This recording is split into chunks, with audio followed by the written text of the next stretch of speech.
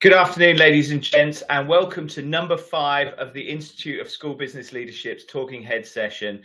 Today we're going to be talking about the update of the Institute's professional standards. The Institute of School Business Leadership has produced a nationally recognised professional standards. Whether you're an administrative officer or a finance and operations director, the standards set a framework of 6 main disciplines of school business leadership. Along these 6 principal behaviours, which allow you to demonstrate the acquired effectiveness in the school business profession. During this event, obviously, we're going to be joined by the Institute's CEO, Stephen Morales, but also we've kindly got with us Lee Herridge, Head of Professional Development, as well as Pete Stopford, the Policy Lead for the School Business Profession Strategy, Schools Financial Support and Oversight from the Department for Education. In this session, we're going to discuss about the professional standards and the impact it's having on both our schools and multi-academy trusts. If you're joining us live today, thanks a lot. We really appreciate your support. Don't forget, you can send some questions and hopefully we'll be able to respond to those, whether it's on Twitter or LinkedIn. Just put them in the comments and one of the team will get back to you. So if I can start by today's guest, Lee Herridge, Head of Professional Development at the Institute of School Business Leadership. Lee has been with the Institute for over a year now and has led the revision of the professional standards. Prior to joining the Institute, Lee worked 13 years in education, teaching and leading business and economics in the secondary and FE sectors. Lee holds a level 4 diploma in school business management and is currently studying a level 7 apprenticeship in senior people professional learning and development. And our second guest today is Pete Stopford, Policy Lead for the School Business Profession Strategy, Schools Financial Support and Oversight for the DFE. His journey with education started back in 2012 when he joined the National Education Trust, an independent non-for-profit charity devoted to positive change in education. He then progressed into teaching business and economics and then becoming a curriculum leader at Uxbridge High School Academy Trust. After that, leaving education, Peter then went on to do a brief stint at PricewaterhouseCoopers before becoming a policy advisor for the Department for Education in 2019. Thank you for joining us, gents. Really appreciate your time. So, Stephen, if I can come to you first of all, what's been happening at the Institute since last time we spoke? Thanks, Ryan, and good to be amongst colleagues Peter and Lee. So the big thing for us was the launch of professional standards at the recent SRM summit held at the QE2 Centre in Westminster. It was a fantastic celebration of all things related to school business leadership and how we collectively ensure that resources reach their intended point, i.e. the front line. So I think it's really important to restate the fact that our collective responsibility as a sector is to make sure that we manage the funds that are available to us in the most appropriate way, and that shouldn't prevent us from continuing to campaign and to lobby for the best deal possible for the education system. The two things are quite different. So the way we manage the funds that we've got and how much we've got are two quite separate conversations. But it was a great celebration of the work that school business professionals undertake, and I think the conversation has moved on significantly since the first summit. And yeah, it's very, very encouraging. So we launched professional standards, and that's following a year of extensive consultation with relevant professional bodies, with education sector bodies, representative bodies, with universities, with training providers, and of course, last but not least, with frontline practitioners, those people discharging the responsibilities for the areas that we cover within professional standards. And quite rightly, we had lots of feedback, lots of challenge. There were numerous iterations of the standards as we work through each of the sections. But we believe and we are confident that that very rigorous process has meant that we've ended up with something that is both robust but relevant in the context in which we find ourselves, and complexity year on year is increasing. So yeah, absolutely delighted with where we've got to. We reached a point where there was absolute consensus and full endorsement by all of the unions, all of the representative bodies, and you know, we now feel we are able to say with absolute certainty, with absolute confidence, that these are the reference points for practice from entry level all the way through to senior executive. So yeah, delighted that the standards are now live. There are various opportunities to gain access. If you're a member, there's automatic access. If you're not a member, you can register, and we will in turn give you access to the document. Brilliant. Okay, so that's fantastic to hear that you've got a lot of support from other sector unions and other sector bodies backing this, as well as peers or kind of sector kind of experts, if you like, subject matter experts on that. Yeah, and that must be, you know, that must be really reassuring for you. I think it's everything. I mean, if the sector were divided in their opinion of the standards, and if there was if we ended up in a situation where there was ambiguity about whether they were an appropriate reference point, then that would be both disappointing but also quite challenging to embed. But that isn't the case, and I think when you speak to school business professionals, the thing they often tell me for sure is that so we believe in professional standards. We know the work that we do. We know the value that we add to our schools. But it's about convincing employers, and the fact that we've got, you know, the two biggest unions in the country, NHT and ASCL, firmly behind standards, and the National Governance Association likewise very strongly supporting this work. It means that there is a new opportunity to really get that message to line managers, to head teachers, to principals, to chief executives, and indeed governing bodies and trusts. And that's the piece of work that we'll be embarking on next, is to make sure that these professional standards are fully embedded in the recruitment, performance management, and succession planning of trust and schools across the country. But yeah, to come back to your first point, Ryan, is it encouraging that we've got this full endorsement? Well, of course, it's everything. It means that we can now progress with enthusiasm and optimism. Brilliant.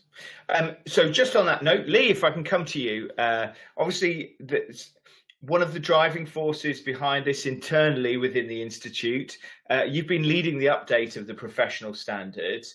Can you give some of our listeners a bit of an insight into what's staying and what's changing?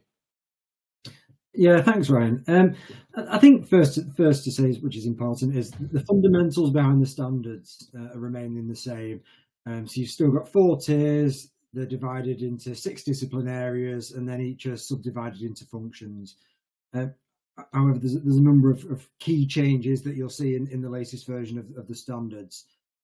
So firstly, one of the fundamentals is that we're actually moving from tiers that were numbered 1 to 4 previously to new practitioner levels. So we've now got the foundation, associate, lead, and strategic practitioner levels to help ensure there's more certainty and clarity around the particular levels. Secondly, 3 of the discipline areas have had title changes, which might not sound a lot by itself, but actually, leading support services has changed to operational leadership, and that just really reflects the more strategic nature of the role.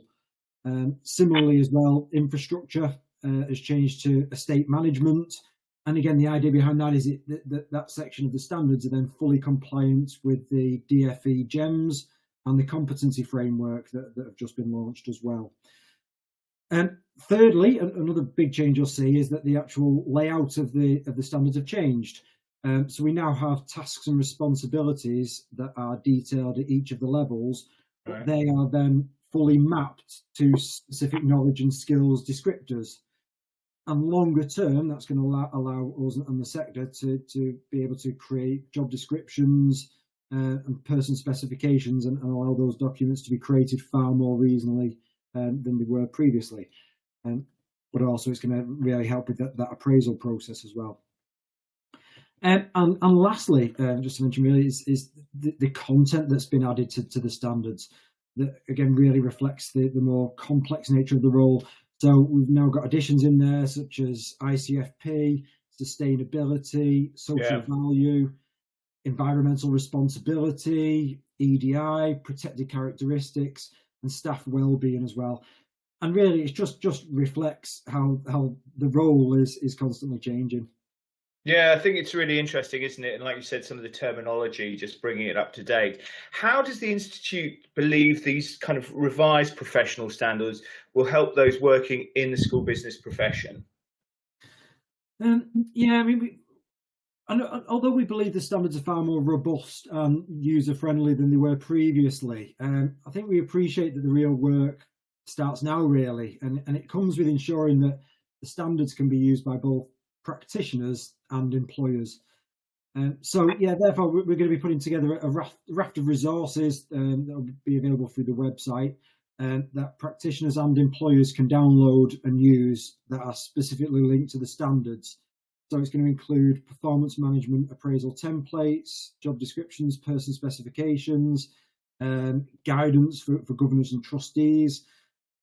We'll be creating far more interactive content as well. That includes case studies, testimonials, webinars, podcasts.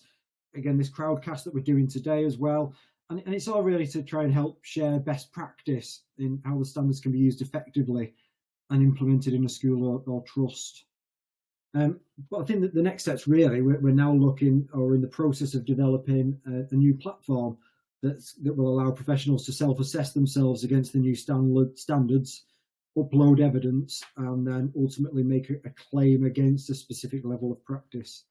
And that's really quite exciting, isn't it? Because I think the professional standards previously were a document, and I've always thought the professional standards were a great kind of anchor point, if you like, for individuals in school business. If this if there is going to be this self-assessment, how can school business professionals kind of get their tier selections verified and credited as part of this kind of process, so that it becomes more than just like a tick box exercise, but they have something that's useful, that's credible afterwards? Yeah, I mean, it's at an early stage at the moment. However, the idea is that members will be able to self-assess themselves in relation to the standards, to identify their experience level. They'll be able to upload supporting evidence that will include qualifications and CPD that's been undertaken, as well as providing a supporting statement from a line manager or head teacher that will help to validate the claim against the practitioner level. Following that verification process, the professional would then be accredited and certified by ISBL at that appropriate practitioner level. The idea is that it will not only help practitioners to formally certificate against their level of practice and gain that accreditation, but it will also help with performance management conversations, and it can really help to evidence competency and capability across the sector.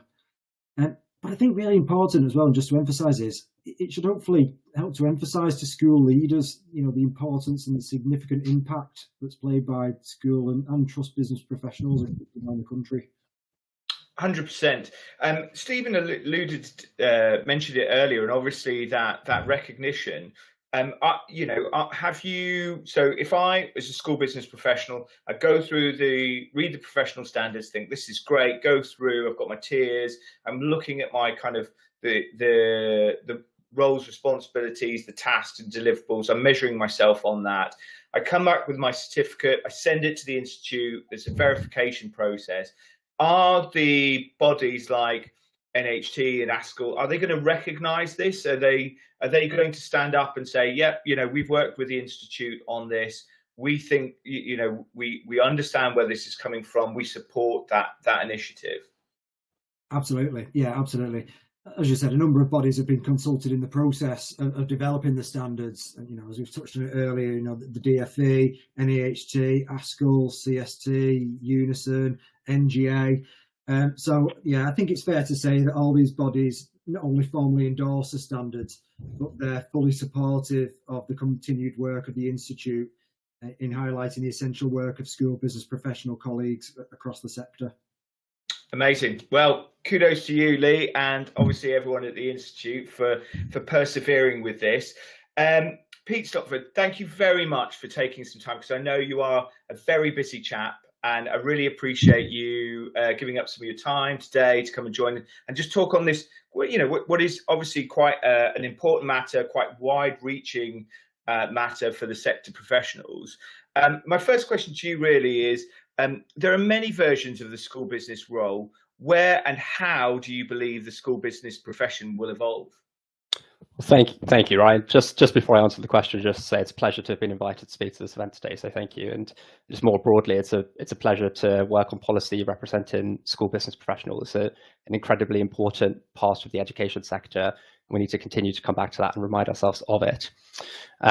The short answer to the question is, as we move to an academy system, school business professional roles are evolving and will continue to evolve. I think I'd highlight two ways in which I see roles evolving.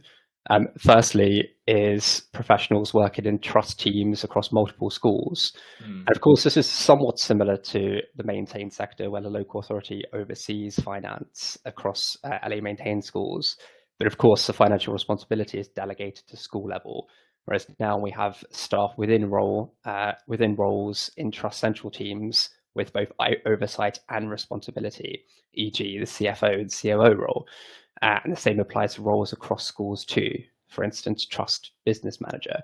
So we are seeing new roles emerge. The second type of evolution is for those who continue to be in schools, and who want to and continue to work within schools. I think the main evolution point will be that the framework they're operating in will be somewhat different. And this will impact, for instance, school business manager roles, and indeed, of course, other roles in leadership teams too. I think there's an important point here that the evolution is not just about new roles, but it's also the impact on those existing roles too, who do and will continue to work in schools. I think lastly, it's worth pointing out that we're relatively early stages of this evolution. The academy trust landscape is that there are more smaller trusts and indeed SATs than medium to larger size trusts. So we've actually got a long way to go to see that evolution continue. And I think as a broad reflection, if you're geeky enough about policy to go back and read the Hansard entries when financial management was being delegated to school level, there was a lot of talk around how the business capability in schools would meet that change in policy. I think we need the same level of talk now around the investment in and support for the evolved roles that I just mentioned to meet the overall academy policy need. So that absolutely needs to be a discussion and continued support for those in these roles that have been and will continue to evolve. I think it will take a group effort between ourselves and sector bodies to achieve that. Like you said, it's really interesting, isn't it? The Academy's program, the evolution, this kind of strategic, but still remains the kind of steadfast kind of school business professional in that single school, kind of operating as this kind of backbone of operations that keeps everything running. Just on that point, though, as we know, the sector is struggling from a recruitment standpoint, and I think that also potentially might extend into other roles, not just teaching or teaching assistants, but might also affect the kind of operational roles. Does the DFE have any data relating to this relating to the recruitment crisis around school business professionals? and that, you know, the challenges that they're having in relation to pay, qualifications, or expectations, as the kind of perception of education is, it is a tough place to work in.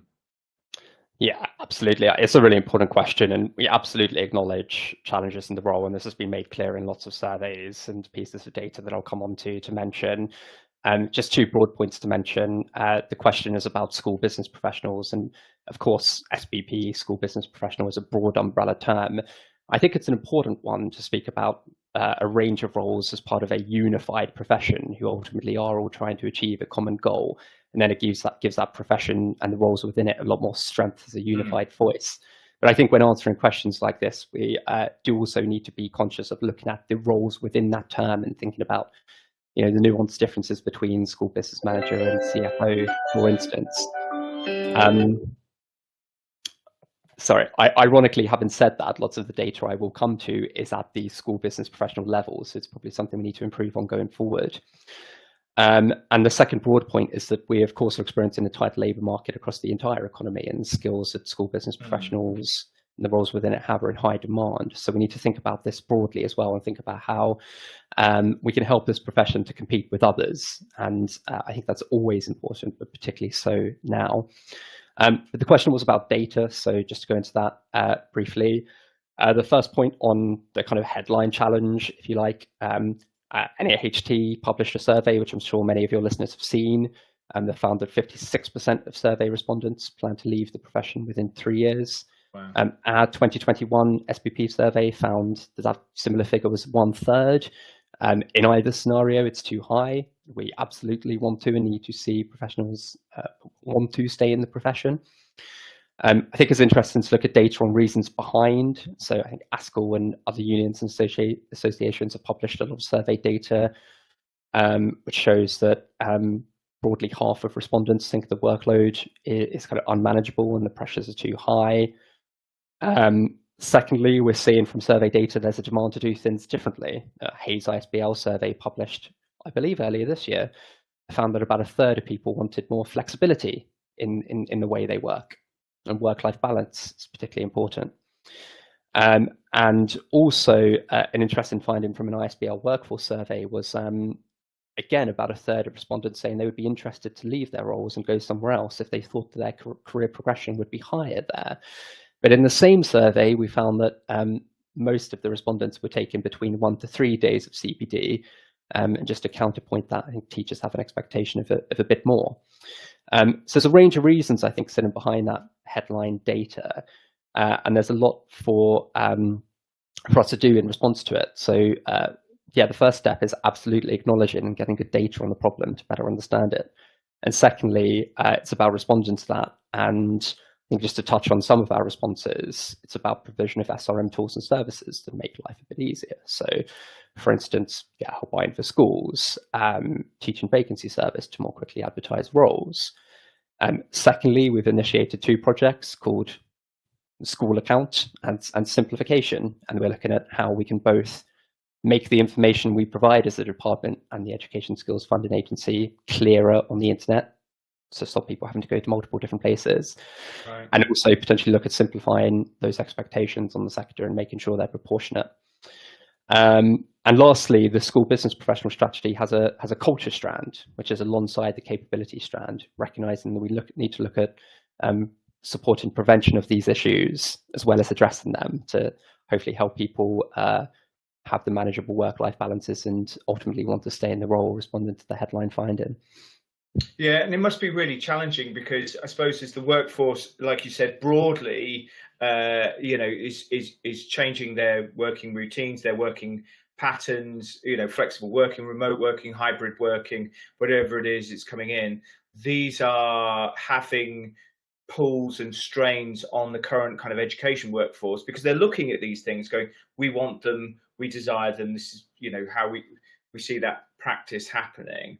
And I can imagine that's quite challenging because, remote working and teaching, learning, delivery of a classroom is obviously not practical. And also the infrastructure and everything around the kind of operations just might not be conducive to these, which is, yeah, again, it's going to be, you're never going to be a remote working bricklayer, are you? Like, you know, it's just, some jobs you've just got to be on site for to do them. Yeah, but ultimately it's going to require creative thinking. We have to come back to that headline and say we need that to change. Yeah, okay. And that's really interesting. I think I was having a discussion about it with some of the other systems where they were having almost sabbaticals to remote working was, you know, and it was interesting how other countries were kind of dealing with these workforce challenges. You alluded to it earlier, and there was this kind of real diversity that's happening within the range of the role, and you know, either super high strategic or very practical and operational. As multi-academy trusts continue to grow in the sector, you know, the academies program kind of takes more and more of the land within the sector. Do you think there'll be some friction or tension between those school business professionals who work in individual schools and those who work in trusts? Yeah, it's a really good question, and I think there of course would be the potential to be, but I hope that those instances would be the exception and not the norm, because ultimately I think roles at school level and trust level all aspiring to achieve the same thing, to create the conditions in which pupils can learn to the best of their ability. I think there will need to be a lot of focus though on support for things like change management, HR, good organizational ways of working and operating. We had an interesting panel discussion at the School Resource Management Summit last month, where Nina Siddle, the CFO/COO, who was a school business manager, by the way, again demonstrating in practice the career pathways emerging from the Humber Education Trust, talking in great detail about how they've tried to mitigate any of the potential challenges of tensions between roles within the trust as it grows. And we haven't yet made the recording of that session available, but we will be doing, and be grateful if ISBL could share that through their channels too, and people can ultimately learn through their peers who have gone through that journey as to how they've helped to mitigate some of those challenges. So I'd say the profession is, in my opinion, definitely stronger together. We should remain focused on that. Yeah, I think it's interesting, isn't it? Because I think there's collectively, it's still a body of practitioners within that. We're seeing some of the breakdown with maybe areas of specialism as in the professional standards like estates management or HR within the trusts, because they're more strategic focused and then have narrower kind of breadth of specialism, because you can't be a specialist generalist, can you? But then it'll be great if those practitioners who are specialists and more strategic are sharing kind of top tips at operational level that can be a bit more pragmatic and have a easier, swifter application in those smaller maintained schools to just make everyone's life easier or have better outcomes, obviously, for the school and the profession. And but if I'm sitting in a small primary school and I'm a school business professional, I've been doing this for a long time. How do you reassure school business professionals who are working in that maintained environment that there is still a future for them in this kind of rapidly academizing system? Yeah, I think I can let the evidence do the talking in answer to this question, because we issued a school business professional survey in 2021, the results of which are available on the School Resource Management gov.uk page. And 78% of multi-academy trusts, in response to a question about deployment of school business professionals, school business managers, said they do indeed still appoint and deploy school business managers. So that's almost, over 3/4 of responses. So there's clearly still a need for school level expertise. Indeed, school level budgets on their own are still quite large and will continue to be large. So I think that's probably sitting behind that finding. But also, as a form of reassurance, there are new career pathways emerging. So those who have always thought, actually, I want the ceiling for where I can take my career to be higher, I think now do have new opportunities to do so. Firstly, all trusts have to appoint a CFO. So there's one route. Chief Financial Officer, sorry. Secondly, we're seeing other roles emerge too. In the same survey I mentioned before, almost 40% of multi-academy trust central teams will hire in a procurement manager. And indeed, some of the panelists who who spoke at the School Resource Management Summit have taken those journeys. We had somebody from Nexus Multi Academy Trust who never thought they would be a procurement specialist, but indeed have taken their career that way. So I think this evidence in combinations points to two things. Its continued role for school level expertise. We might see the deployment of that look different in some cases where it's across schools as opposed to always within a single school. But also new career pathways. And I think sitting behind that, the actual reassurance has to come from the support the professionals given to progress their careers in either of those two ways. I think that support needs to take the form of training, facilitating peer-to-peer support, case studies, and that requires ultimately a combined effort between the department, the agency, ISBL, other sector bodies, including ISBL and some of the others, including CST and some of the others mentioned by Lee and Stephen earlier, to really make sure the wraparound support for the profession is strong, because I think that's what will give the reassurance, the support for people to progress their careers. Yeah, and as you alluded to your other point, I mean, there might be faster promotion channels through specialisation in these career pathways for trust, and I think having worked with some large trusts, it's not just one person. It might be 2 or 3 people that might be operating as part of a team for that. So they are at different levels. And Pete Stopford, thank you so much. I really appreciate the time you've given today, and for some of the data and statistics behind some of that findings, and just sharing that with today's audience. I know they'll really appreciate that. So thank you. Thank you. Stephen, if I can come to you, please, kind of wrapping this up for today's session. Any final words for today's audience? Any kind of key takeaways that you want them to kind of note? So, I mean, it's really encouraging listening to Pete, and in many respects, he's stolen some of my thunder, because what I was going to say was that we should feel optimistic about the future, and yes, things are changing. We don't know exactly at what pace things are going to continue. This government are wedded to a fully trust-led system, so they'll continue to do work that supports that ambition. But I think the most important thing to say is that the flavours of leadership, school business leadership, that I've been talking about for many years now, continue to be relevant. So there are roles for generalists, there are roles for specialists, and there are roles for executives. And in fact, you can interchange some of those roles. So you can be a local generalist, or you can be an executive generalist, a generalist that's looking across a number of schools. Likewise, you can be a specialist in a quite small environment, or you can be a specialist in a much larger structure. But just by way of giving some colour to those examples, if you took a 5-school trust, yes, there is the potential that rationalisation of 5 school business professionals' jobs locally could mean a risk to people's futures. But I would flip that and say it is likely, as Pete's set out, that there will continue to be a local business support function anyway across all of those local schools. But now you've got potentially 5 new roles within the trust, and that could be head of HR, head of estates, head of finance, head of procurement, head of tech.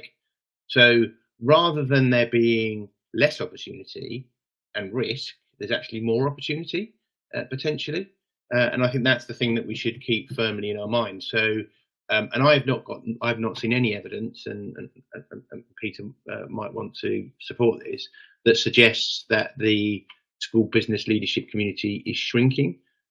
Quite the opposite. There is a supply issue, and we need more school business professionals in the system, and we need more school business professionals operating at